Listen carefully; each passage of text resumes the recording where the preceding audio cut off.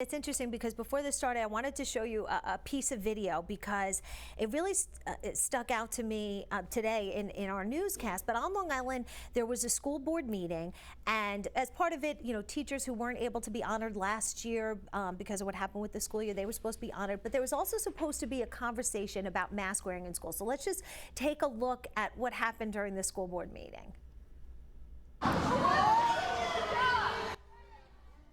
Okay, so what you're looking at here is all of the school board members getting up and leaving, and you see the crowd here, many of whom are not wearing masks, although it was mandatory for this meeting. You see other people in the crowd also are wearing masks, and they wanted to bring up the point of unmasking our children, and that was the point that they wanted to get across. They thought it was doing, more of damage to their children's mental health to keep the masks on. But what happened is now they just completely, shut down the meeting. It's going virtual today. So how do we navigate these, raw emotions? And you hear it, and it almost sounds like someone screaming in the video, Celeste.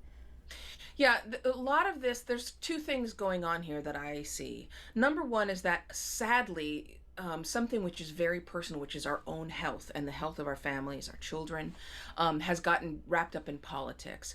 And, I'm not telling you anything surprising when I say that we are very politically polarized. In fact, some studies have shown that we make more assumptions about people based on their political party than we do based on their race.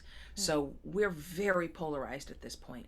And as soon as you bring political party in the United States, at least, logic goes out the window.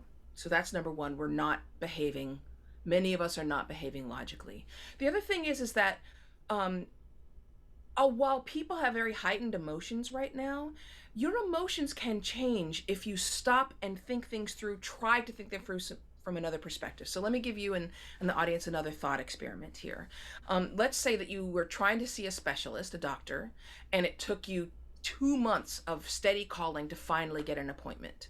And your appointment is finally arriving, and you get a call that morning from the receptionist saying, "I'm sorry, the doctor has to cancel."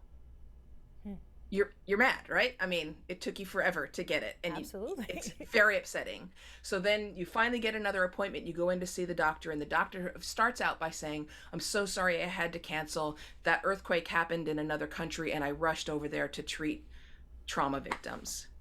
And then all the air is out of my magnet balloon. And then you see it completely differently, and all of that anger is gone.